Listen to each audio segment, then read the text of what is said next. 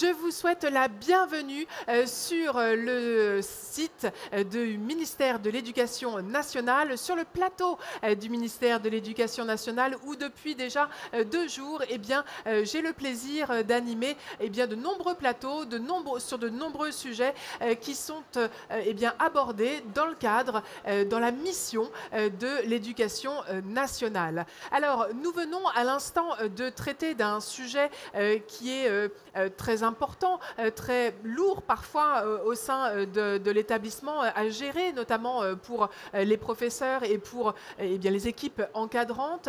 Nous allons aborder maintenant, je rappelle que nous sommes en direct sur le site de l'Éducation nationale et en particulier sur la page Éducation France. Donc vous avez la possibilité de réagir, de poser des questions, de partager également cette vidéo. Et donc pour revenir au sujet, nous allons traiter aujourd'hui, comme nous l'avons fait hier matin, d'une question centrale qui peut toucher n'importe quel élève à n'importe quel niveau de sa scolarité. Je veux parler du harcèlement. Le harcèlement, nous allons en parler tout de suite, nous allons le définir et nous allons véritablement vous donner aussi des moyens d'agir parce que ce n'est pas une fatalité, vous avez tous et nous avons tous la possibilité d'agir. Alors pour en parler, je vous propose d'accueillir tout de suite à ma gauche, il s'agit de Laetitia. C'est ça, Laetitia, vous faites partie donc de Rose Carpet, qui est une chaîne YouTube justement qui intervient pour lutter contre le harcèlement. Et vous avez d'ailleurs réalisé des clips contre le harcèlement, c'est bien ça ? Oui, alors Rose Carpet, c'est une chaîne YouTube et c'est un média en général qui s'adresse aux jeunes de 12 à 25 ans environ.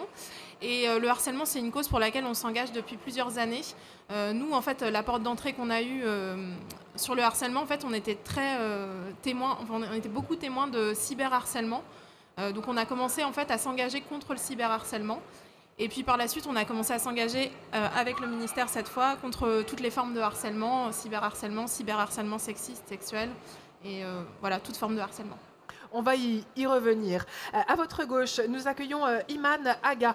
Iman Aga, vous intervenez vraiment au plus près de la question du harcèlement. Vous avez une responsabilité globale par rapport justement à la lutte contre le harcèlement. Dites-nous précisément quelles sont vos fonctions et comment vous intervenez. Alors bonjour, Bonjour. Je me présente, Iman Aga, membre de la mission prévention et lutte contre les violences en milieu scolaire et plus particulièrement en charge du dossier prévention et lutte du harcèlement entre élèves. Donc je travaille au sein d'une mission où il y a 7 autres collègues qui travaillent sur les questions des violences en milieu scolaire de manière plus générale. Quotidiennement, effectivement, nous avons la mission de travailler auprès des 310 référents qui sont affectés sur les différents territoires, qui ont en charge ce dossier pour déployer la politique publique qui est fixée par le ministère depuis maintenant 7 ans et qui a un plan d'action opérationnel qui s'articule autour de 4 axes qui sont informés pour mobiliser le plus largement possible. Alors mobiliser évidemment les professionnels de l'éducation nationale et de la jeunesse, du ministère de l'Éducation nationale et de la jeunesse, mais également les élèves, les parents, et j'ai envie de vous dire toute la société civile, car comme vous l'avez très justement dit, c'est un phénomène qui peut toucher tous les établissements scolaires de France. C'est une forme de violence qui n'est pas marquée socialement, et c'est une forme de violence qui touche les élèves dès l'école primaire. Quand vous dites qu'elle n'est pas marquée socialement, c'est qu'elle peut toucher toutes les classes sociales. Voilà, on parlait des différences tout à l'heure en parlant d'homophobie, de transphobie, c'est-à-dire que tout le monde, quel qu'il soit,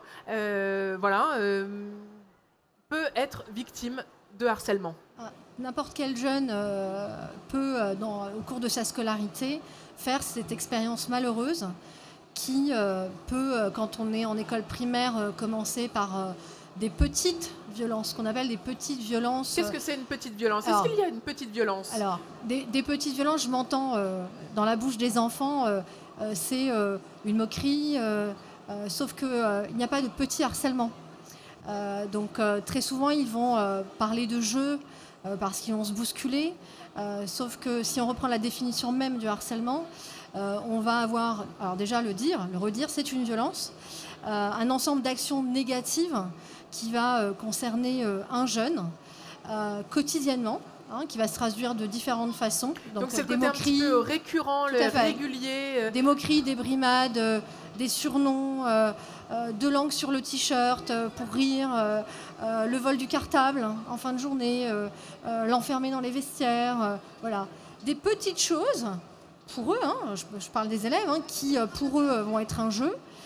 Sauf que quand nous on reprend au niveau des adultes et qu'on met bout à bout l'ensemble de ces faits, on se retrouve avec des situations dramatiques d'enfants qui sont complètement ostracisés du groupe de pairs et un enfant qui va vivre une souffrance. On parle de souffrance scolaire. Effectivement, c'est une souffrance qui est infligée par le groupe de pairs. On parlait du cyberharcèlement. On a longtemps eu cette idée reçue qui était de croire que cette violence était, infligée par des inconnus sur Internet. Sauf qu'on se rend compte que très souvent, c'est une violence de proximité. C'est un harcèlement qui a commencé en classe, par exemple, et qui va se finir sur les comptes, sur les réseaux sociaux, sur la chaîne YouTube, voilà. Alors on va y revenir parce que c'est une dimension encore, enfin c'est un stade encore supérieur, on va dire, quand on sort de la classe, parce que le harcèlement peut démarrer très jeune, vous l'avez dit, notamment en classe primaire. À cet âge-là, on n'a pas encore de téléphone portable, de smartphone. Ça peut déjà démarrer. Ça peut démarrer, mais disons que globalement, c'est plutôt quand on est au collège que véritablement ça s'amplifie avec le cyberharcèlement. Mais c'est vrai que cette dimension de cyberharcèlement, c'est encore un autre étage. Il y a le harcèlement, effectivement, déjà au niveau scolaire. Quand on parle de harcèlement au niveau scolaire et quand on parle d'isolement, moi j'aimerais que vous parliez de ce film que vous avez réalisé l'année dernière, Laetitia, avec justement cette analyse très fine qui reprend ce que vous avez dit, Iman, avec la récurrence et puis le fait un peu du groupe. Racontez-nous un petit peu comment vous avez imaginez ce scénario. Alors déjà, ce qu'il faut dire absolument au sujet des spots de harcèlement, enfin contre le harcèlement qui sont faits par le ministère de l'Éducation nationale depuis ces 2 dernières années, c'est que en fait, ça fait partie d'un travail sur l'année avec des élèves, puisque c'est un concours en gros que chaque chef d'établissement peut mettre en place, même plus que les chefs d'établissement. Cette année, c'est une association qui a gagné. Donc en gros, c'est un projet pédagogique sur une année ou parfois plus. Cette année, c'était même 1 an et demi.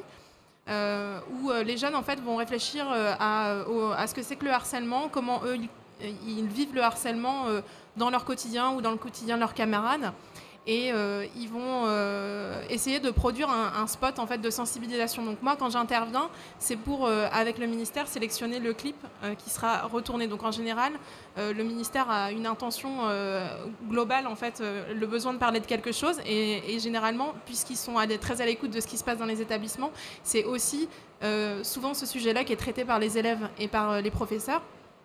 Donc l'année dernière, en fait, donc c'était les élèves de Bourg-en-Bresse qui avaient gagné, et ils avaient envie de parler du rôle de témoin.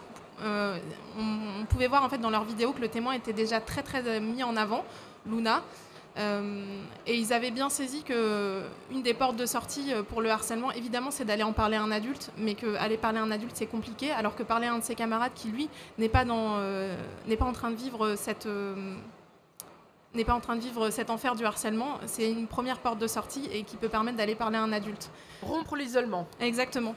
Et ce que vous disiez tout à l'heure au sujet du cyberharcèlement, en fait, c'est pas que c'est quelque chose en plus, c'est que maintenant c'est quelque chose qui accompagne, je pense que je me trompe pas en disant systématiquement, c'est-à-dire qu'un jeune qui se fait harceler à l'école, il se fait forcément harceler sur les réseaux.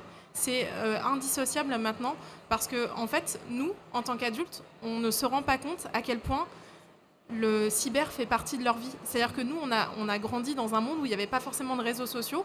Enfin, moi, voilà, j'ai eu les réseaux sociaux, je sais pas, quand j'avais 15, 16, 17 ans, donc c'est quand même assez jeune. Mais eux, ils sont nés dans un monde où il y avait déjà les réseaux sociaux. Donc ça fait partie intégrante de leur vie et c'est indissociable de leur existence. Donc, en tout cas, la dimension que ça donne, c'est que c'est permanent. Avec le cyber, on ne se sort pas du harcèlement, on ne passe pas la porte de l'établissement. Avant, on passait la porte de l'établissement, on rentrait chez soi, on n'était pas bien parce qu'on se faisait harceler à l'école. Maintenant, on passe la porte de l'établissement et ça devient du cyberharcèlement. Alors, on parle du rôle du témoin. C'est vrai qu'il y a un effet souvent chez les jeunes de masse, c'est-à-dire un petit peu de collectif, c'est-à-dire que quand il y en a un qui va être identifié comme le bouc émissaire, presque tous les autres vont se mettre derrière le harceleur pour aller sur ce bouc émissaire parce que voilà, il y a un effet de groupe qui se joue et celui qui à contrario, ne veut pas rentrer dans cette mécanique, celui de témoin, a la possibilité d'agir. Il a la possibilité d'agir avant peut-être d'aller voir des adultes, même si effectivement c'est toujours recommandé. Alors comment, lorsqu'on est dans une classe et qu'on identifie qu'il y a quelque chose qui ne va pas, qui n'est pas normal, comment, en tant que jeune, déjà peut-on, on va dire simplement, intervenir pour calmer le jeu, faire redescendre, voire même arrêter ce jeu malsain? Alors, je pense que ça dépend, enfin, je sais pas Iman, mais ça dépend du stade auquel on en est. Si c'est dramatique, je pense que vraiment aller vers un adulte, c'est presque prioritaire. Ça dépend du stade où on en est, mais j'entends que c'est pas forcément facile à entendre pour les jeunes parce que je sais que c'est un pas, je sais que c'est une difficulté. J'étais jeune il y a pas bien longtemps et je sais bien que d'aller voir un adulte, ça met du drame, ça met du grave, mais parfois, en fait, on en est à un stade où c'est grave. Avant ça, quand tu disais, il y a un élève qui va être en faiblesse et ils vont tous venir un peu se mettre à harceler en meute. Ben, moi, en fait, quand je pense, moi, sur ma communauté, sur Rose Carpet, je me rends compte que les jeunes, ils sont capables de se mettre, certes, en communauté pour harceler, mais ils sont aussi capables de se mettre en communauté pour défendre. Et il y a des communautés bienveillantes. Et c'est vrai que quand on est jeune, on a envie de faire partie d'un groupe. Et ben, nous, ce qu'on a envie de dire, et ce que les jeunes, surtout, tous les groupes que je rencontre, que j'ai rencontrés l'année dernière, que je rencontre cette année, c'est des groupes, ils ont envie de se mettre tous ensemble pour dire, nous, on ne veut pas qu'il y ait des gens qui se fassent harceler. Peut-être on a participé à ça, parce qu'on ne s'en rend pas compte quand on est jeune, mais on ne veut pas faire partie de ça. Donc, et je dirais que c'est un début de solution. Quand on remarque qu'il y a quelque chose de pas normal, ben, peut-être en parler à son ami, dire « T'as vu ce qui se passe avec cette fille-là, c'est pas normal, je pense qu'il faudrait qu'on fasse quelque chose. » Et essayer en fait de communiquer les uns avec les autres et essayer de faire des cercles vertueux, essayer d'aller chercher des gens qui participent au harcèlement et dont on sent qu'ils ne sont pas foncièrement... Il y a peu de personnes qui ont envie d'être mauvaises. Il y a peu de personnes qui vont suffisamment mal à l'intérieur d'eux-mêmes pour vouloir volontairement harceler. Quand on regarde un harcèlement, en général, il y a plein de personnes qui sont juste là parce qu'ils ont envie de faire partie du groupe, etc. Donc je pense que comme les jeunes sont des gens normaux, bien sûr. eh bien, il faut qu'ils se serrent les coudes. Imanaga, c'est important justement de nourrir un peu justement ce cercle vertueux et l'engagement de nos jeunes vers allumer un contre-feu en fait, les inciter à allumer un contre-feu. Je crois clairement ce qui s'est passé, je disais que tout à l'heure on avait lancé cette politique publique il y a 7 ans, j'ai vraiment l'impression au gré des rencontres que les élèves attendaient vraiment le positionnement des adultes pour en parler et pouvoir mettre un mot sur un phénomène qui pourrissait vraiment la vie des jeunes. Aujourd'hui, je suis complètement d'accord avec toi Laetitia, les jeunes quand on les informe, quand on leur explique ce qui se passe et quand on est rassurant aussi, pour leur dire effectivement que si oui, vous voyez quelque chose, venir nous voir, c'est secourir et ce n'est pas balancer.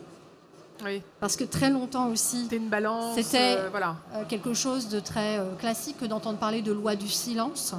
Je crois que le fait qu'on ait pu informer les élèves et tout le travail que tu fais avec les campagnes aussi d'information permettent effectivement d'éclairer et de marginaliser ces phénomènes.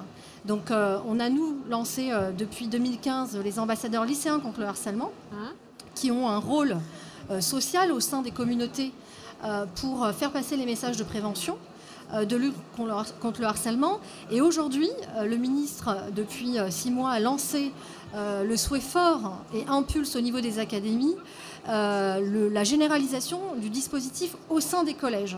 Donc qui débute et qui commence à vraiment essaimer dans les différents collèges de France. Et donc ça, c'est une bonne chose. Et je pense que c'est en rendant les élèves acteurs de prévention, lanceurs d'alerte, en leur faisant confiance, en étant à leur disposition pour les outiller, pour les responsabiliser, que l'on va préparer vraiment une société où les relations sociales seront saines et apaisées et loin de la défiance. Parce que ce qu'on ne dit pas aussi, c'est que ne rien faire, c'est aussi créer un climat de défiance. Où des parents ne vont plus nous faire confiance non plus. Où on ne va plus avoir confiance. Tout à fait, on ne va plus avoir confiance en son voisin, à l'éducation des parents de ce jeune homme qui fréquente notre enfant. Donc vous voyez, je pense qu'on a tout à gagner à travailler sur des communautés engagées. Et je crois que le sujet du harcèlement fédère vraiment ça. Je le crois, on le voit, on l'observe. Je me permets de me faire l'écho des réactions que nous retrouvons sur les réseaux sociaux. Rachida nous dit « Rien n'est fait, que du blabla, équipe éducative pas formée, gendarmes qui ne prennent pas les plaintes, éducation nationale qui étouffe, et je sais de quoi je parle. Parler aussi des élèves qui prennent certains enfants en grippe. » Là, on sent qu'il y a de la souffrance. Oui, tout à fait. Alors ça, j'entends tout à fait que Rachida... en creux, hein, même pas en creux, elle nous le dit clairement. Que le maillage n'est pas suffisamment serré. La formation est en train d'être mise en place. Donc il y a effectivement 1500 formateurs en académie qui sont en train de mettre en place des formations au niveau local. Alors ça va prendre du temps. Hein, on n'est pas sur une petite masse salariale au niveau du ministère de l'Éducation nationale, mais il y a un vrai besoin de formation, dès l'entrée dans ces métiers, en fait. Mais on peut peut-être rappeler les numéros de Net Écoute. Alors, j'y viens. Sur la situation peut-être de son enfant, si Rachida nous entend, je vais lui donner un conseil. Voilà. Je vais lui donner un conseil. Aujourd'hui, donc, elle a la possibilité de passer un petit coup de fil tout de suite en composant le numéro 3020. C'est un numéro gratuit. C'est ouvert jusqu'à 18h ce soir, ou si elle préfère, elle peut passer un petit coup de fil dès lundi pour exposer sa situation. Le 3020, c'est quoi précisément? C'est une plateforme de signalement où on a plusieurs professionnels, des médecins, des psychologues qui répondent au téléphone. Des gens vraiment assermentés, formés. En famille, pour les familles, pour les témoins, pour les victimes, pour les professionnels qui seraient en doute. Et qui accompagnent, qui vont écouter donc le témoignage de la personne qui passe le coup de téléphone, qui ensuite, après décryptage de la situation, enverront, si on est vraiment face à une situation de harcèlement avéré, une fiche qui sera transmise au référent harcèlement pour qu'une première prise de contact soit faite dès la semaine suivante à la famille. Rappelons qu'il y a des référents harcèlement dans chaque académie. C'est ça, 310 référents. Au sein des rectorats, au sein des DSDEN, donc des services de la Direction nationale de l'éducation nationale, des services déconcentrés de l'éducation nationale, pardon. Donc il y a vraiment une prise en charge qui sera opérée dès réception de la fiche pour contacter Rachida et ensuite pour contacter l'établissement scolaire concerné, la direction de l'établissement scolaire concerné, pour ensuite réfléchir à la meilleure prise en charge possible. Donc ça, c'est la première chose. La deuxième chose, en passant un coup de téléphone au 3020, ils seront à même d'orienter Rachida, si une prise en charge psychologique est nécessaire pour son enfant, la mettre en relation avec un professionnel. Très bien. Alors, j'ai une question qui n'est pas tout à fait sur le sujet, mais qui mérite quand même d'être abordée. Et contre les violences, alors c'est Sherazade qui nous envoie ce message, et contre les violences des professeurs sur les élèves, vous faites quoi? Contre les violences... Là, j'ai envie de dire, le réflexe, c'est d'aller en parler au chef d'établissement. C'est surtout d'en parler, en fait. Surtout... Là aussi, on peut faire le 30-20? Alors, non, le 30-20, c'est vraiment prévention et lutte contre le harcèlement entre élèves. Donc, c'est de la prise en charge du harcèlement entre élèves. Mais là aussi, le ministre a pris la parole à de nombreuses reprises ces dernières semaines par rapport au sujet. On ne peut pas accepter qu'il y ait de la violence au sein de l'école. Déjà, c'est un principe. On doit pouvoir se sentir en sécurité dans son établissement scolaire. On y vient à la fois pour exercer son métier, qui est de transmettre des apprentissages. Et je n'ai pas envie de le redire, c'est quel plus beau métier que de pouvoir effectivement accompagner ces jeunes en devenir. Et deuxième chose, il y a des équipes il y a des équipes au niveau de l'établissement scolaire, au niveau des inspections académiques, au niveau des services déconcentrés. Il ne faut surtout pas rester seul. Ça, c'est la première chose. Il y a plusieurs dispositifs d'accompagnement qui existent pour les adultes. Donc la parole, si elle ne peut pas se faire au niveau du 30-20, au niveau local, on saura exactement conseiller cette personne, ce professionnel, pour l'aiguiller vers des professionnels pour prendre en charge la difficulté. Alors, j'ai Caro qui nous dit « Je conseille la compagnie Pin Dim Bouloum ». Est-ce que ça vous dit quelque chose? Alors, si Caro, vous nous entendez, j'aimerais bien que vous précisiez de quoi il s'agit. Pour traiter de harcèlement en classe, testé cette année avec 7 classes de 5e et l'effet a été bluffant. On voit en tout cas que, alors même si on ne connaît pas donc cette compagnie, on voit quand même que les élèves, comme on en a parlé d'ailleurs pour lutter contre l'homophobie, la transphobie, les élèves réagissent très vite en fait. C'est-à-dire que parfois, ils n'ont pas parfaitement conscience de ce qu'ils font et ils peuvent réagir très vite. Ils sont très agiles et finalement, pour changer totalement de comportement et se remettre, on va dire, dans l'école de la République et dans l'école qui est inclusive, qui accepte tout le monde tel qu'il est. C'est ce qu'on constate parce que, vous l'avez dit, parfois un harcelé peut devenir harceleur et donc il est important de passer au stade de la bienveillance, mais on voit que les choses peuvent changer vite. C'est la particularité de la jeunesse aussi. Sur les phénomènes de harcèlement, on l'observe, il y a plusieurs enquêtes qui ont été faites.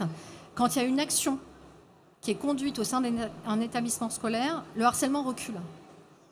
À partir du moment où vous allez informer, expliquer, mobiliser autour de ce mouvement jeunesse dont tu parlais tout à l'heure, eh bien, vous allez avoir une sorte de contre-mesure qui va s'opérer et des messages qui vont être récupérés par les jeunes pour impliquer et pour faire en sorte qu'on n'ait plus à subir ce type de violence et marginaliser. Ce qu'on n'a pas dit, on a commencé hier à en parler, ce qu'on n'a pas dit, c'est que l'élève qui va harceler a lui-même une vulnérabilité qui n'est pas prise en charge. Ça, tous les médecins pourront vous le dire, différentes enquêtes ont été conduites par rapport à ça. J'ai envie de dire que le point commun entre une victime et un harceleur, c'est une vulnérabilité. La seule différence, c'est qu'elle ne va pas s'exprimer de la même manière.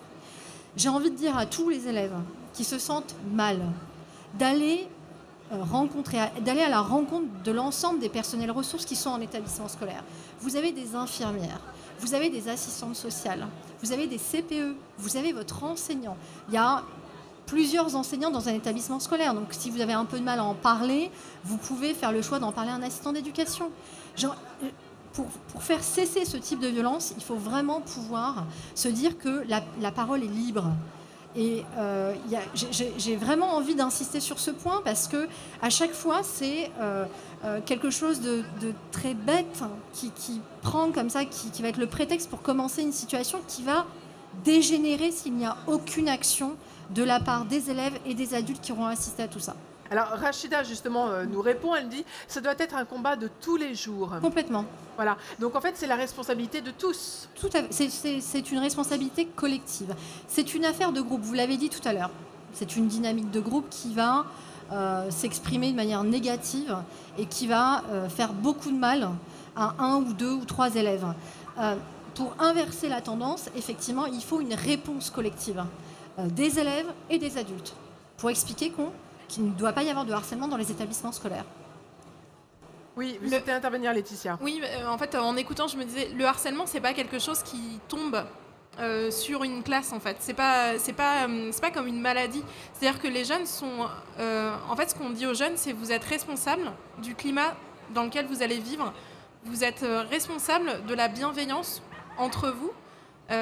Et surtout, vous avez le pouvoir en fait. Et je pense que dans tout ce qu'on travaille sur le harcèlement, c'est de dire aux jeunes, vous avez le pouvoir est entre vos mains. Et je pense qu'on ne leur dit pas suffisamment qu'ils ont le pouvoir est entre leurs mains vraiment. C'est ce qu'on veut dire et c'est ce qu'on essaye de dire dans les spots contre le harcèlement. Et je pense que c'est ce qu'essayent de dire tous les gens qui travaillent autour du harcèlement dans les établissements. Alors parlons-en de ce nouveau spot, puisque donc vous avez avec Rose Carpet réalisé donc l'année dernière, mais aussi cette année, un nouveau spot qui a un parti pris particulier qui est en lien avec le cyberharcèlement, mais pas simplement. Alors expliquez-nous, je rappelle évidemment que nous sommes sur le salon, c'est pour ça que vous entendez donc les annonces du salon de l'éducation. Parlez-nous précisément de ce spot qui a été réalisé cette année spécifiquement. Alors, le spot de cette année, il porte sur le sexting secondaire. Donc, alors, pour les gens qui nous écoutent et qui ne savent pas forcément ce que c'est que le sexting secondaire. Explication de langage. Alors, on va partir du sexting. Donc, je vais expliquer. Donc, peut-être la plupart des gens savent ce que c'est, mais je vais quand même l'expliquer au cas où. Le sexting, c'est la contraction de sexe et de texto-texting. Sexting, c'est on envoie une image ou une vidéo. À caractère sexuel. À caractère sexuel. Alors, entre guillemets, caractère sexuel, puisque en fait on peut le voir après, c'est un vaste sujet, mais tout peut être un peu déformé, tout peut être un peu, donc c'est un peu délicat, mais en tout cas c'est un caractère intime. Ça, voilà, c'est on certain. est plutôt dans l'intimité. Voilà, on est dans l'intimité. Et d'ailleurs, le sexting... Oui, c'est ça. Oui, dans le cadre intime. En tout cas, dans le cadre intime. On n'est pas obligé de voir les parties intimes, c'est pas de ça dont il s'agit. C'est simplement détourner quelque chose qui devrait rester dans l'intime pour le diffuser, on va dire, au plus large. Bah, là, c'est même pas encore détourné, puisque le sexting primaire, c'est entre deux personnes consentantes. Il y a consentantes, et c'est pareil, je mets des guillemets parce que c'est un vaste sujet, mais entre deux personnes a priori consentantes, il y a un échange de messages à caractère intime qui peut intégrer une photo, une vidéo. Nous, on s'est intéressé à une photo, mais c'est un cas particulier. Et le sexting secondaire, c'est quand ce contenu intime, confié à la confiance de quelqu'un d'autre, va être redistribué à une ou plusieurs personnes sans le consentement de la personne qui a envoyé le premier message. Donc ça, c'est le sexting secondaire. Donc on va détourner un petit peu de la destination initiale cette photo et donc pour finalement la diffuser à d'autres personnes qui n'étaient pas censées voir. C'est ça. Et donc fondamentalement, c'est la rupture du consentement. Puisqu'il y a un premier consentement. Et le consentement, comme on le sait, ou comme j'espère, on s'en rend compte, puisque tout ça, c'est une affaire de consentement et c'est très important. Le consentement, il se donne et il se reprend à chaque instant. C'est-à-dire que le consentement, il n'a pas été donné une bonne fois pour toutes et pour toutes les situations. Un consentement, ça doit être éclairé et renouvelé chaque fois que la question change. Donc nous, on voulait parler donc de sexting secondaire et surtout les jeunes voulaient parler de sexting secondaire puisque c'est quelque chose qui gangrène leur vie ces derniers temps. Et également, ce qui était important pour nous de dire aux jeunes, c'est on ne parle pas avec vous de sexting primaire. On ne juge pas votre comportement intime, on ne le juge pas. On ne juge pas le moment où vous allez envoyer un contenu à quelqu'un. C'est pas de ça que nous, on va parler. Nous, on va parler de quand votre consentement derrière, il est brisé. Ou quand vous brisez quand vous brisez la confiance de quelqu'un. Et on avait ce parti pris donc de ne surtout pas culpabiliser la victime parce que malheureusement c'est quelque chose qui est souvent fait dans ces cas précis. C'est-à-dire que maintenant c'est passé, maintenant on sait que le harcèlement, la victime n'est pas coupable de son propre harcèlement, mais en ce qui concerne, alors peut-être Imane tu vas m'arrêter, moi je dirais les filles souvent, puisque le sexting c'est plus souvent des filles.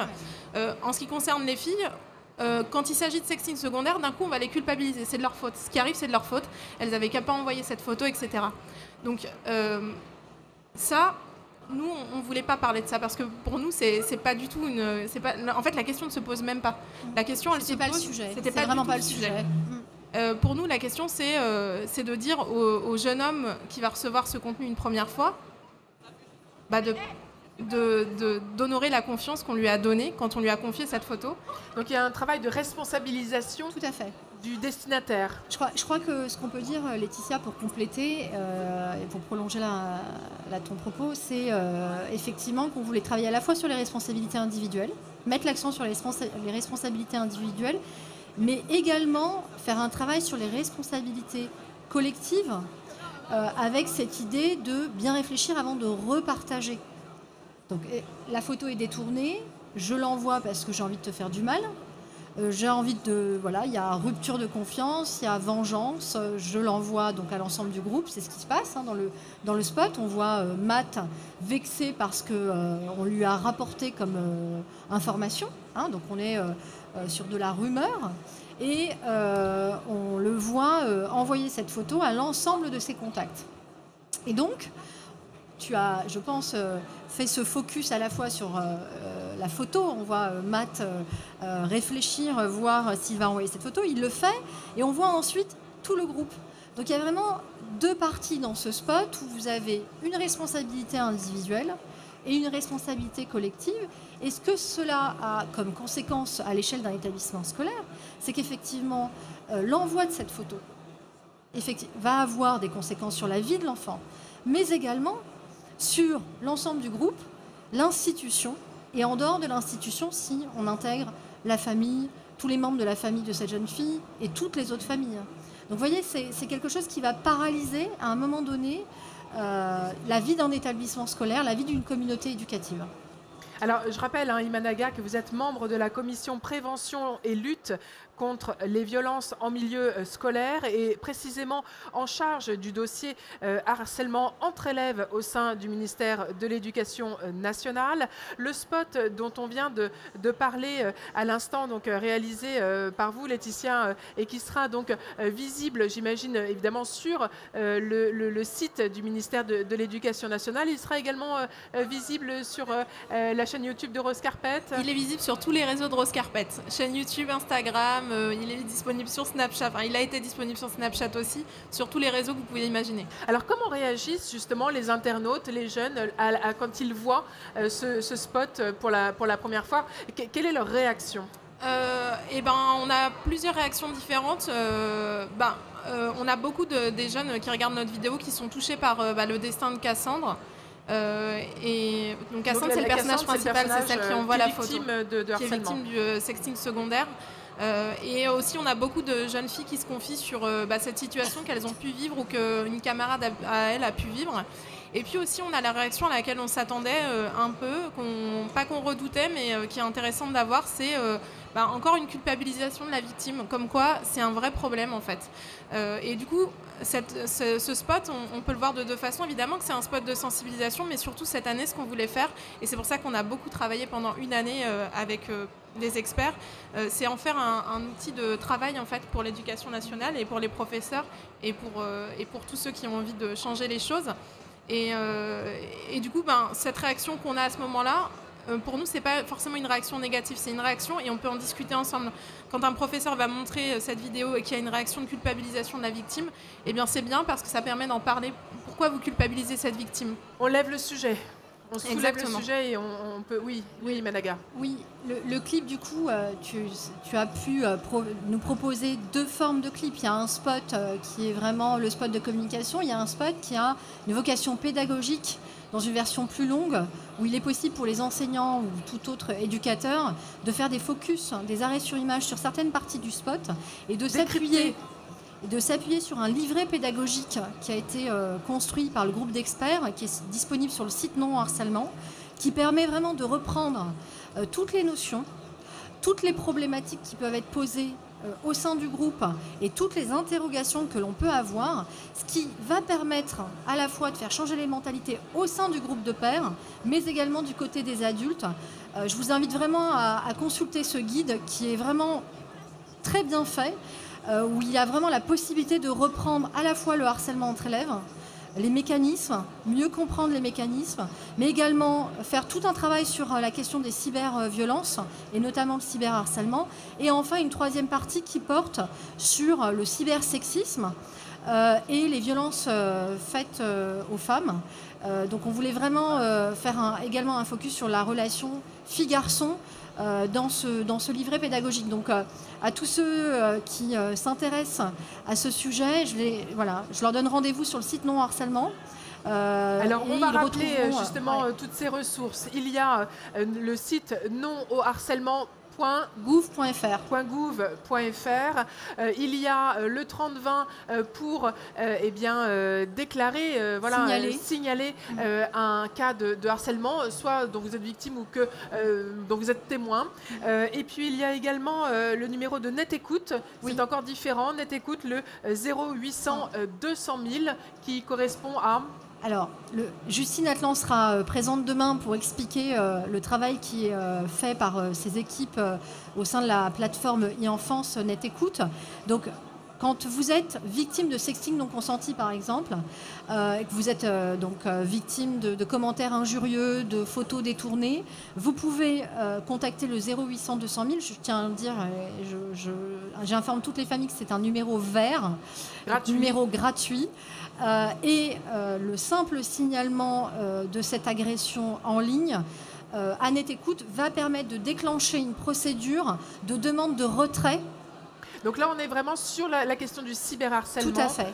Voilà. La demande de retrait, voire de suppression des comptes. Qui va se faire dans un délai rapide. Très court. Donc, Justine l'expliquera demain, mais elle est en contact avec l'ensemble des GAFAM et c'est environ en moyenne 2 heures. Très 2 bien. heures pour assurer cette protection des mineurs, car on ne l'a pas assez dit, je crois, ce type d'agression a comme conséquence des conséquences dramatiques sur la vie de l'enfant qui en est victime. Justement, et ce sera un petit peu le mot de la fin, et je remercie Rachida qui nous a vraiment, qui était avec nous autour de cette table, je crois qu'on peut le dire. Rachida nous précise, il faut se dire que les enfants, même s'ils travaillent bien au début et qu'ils avaient de bonnes notes, se retrouvent en échec scolaire à cause du harcèlement. C'est une des conséquences, il y en a d'autres, différents niveaux, mais notamment... Scolarisation, ils se retrouvent conséquences sur leur santé, perte de confiance en soi, développement de troubles anxio-dépressifs, voire conduite suicidaire. Donc c'est vraiment un combat de tous les jours, vous l'avez dit, c'est quelque chose qu'on répète nous partout. C'est la lutte contre toutes les formes de harcèlement dans tous les territoires, toute l'année. Tout le monde doit se sentir concerné par ce sujet. Ce n'est pas un petit sujet. Quand je parlais de petites violences tout à l'heure, c'est le terme qu'on utilise en sociologie. Donc, ce qu'on appelle de la micro-violence répétée. Donc, c'est vraiment un terme technique en opposition à la violence paroxystique. Mais c'est vrai qu'une situation de violence mal gérée, pas connue, banalisée, se termine en violence paroxystique et dans le traitement de situations de victimes qui quittent le système éducatif, ce qui est en complète opposition avec nos objectifs à l'éducation nationale. Et nous avons Caro qui nous dit ne pas oublier d'impliquer les parents dans les instances comme le CESC.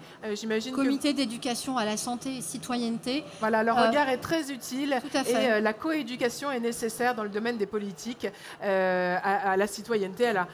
J'invite tous ces parents d'ailleurs à aller sur le site Non Harcèlement, mais également à consulter la mallette des parents. On a proposé plusieurs fiches, on a notamment sur la prévention du harcèlement. Vous retrouverez vraiment un outil très accessible pour les familles, donc la mallette des parents sur Internet. La mallette des parents.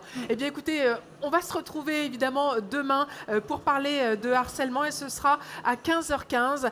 Voilà, cette émission se termine, on pourrait évidemment encore en parler longtemps et on va le faire demain. Je remercie évidemment Laetitia de Rose Carpet et vous pouvez donc redécouvrir les clips réalisés par Rose Carpet sur le sujet de la lutte contre le harcèlement. Voilà, on va tout de suite le montrer ici donc à l'image.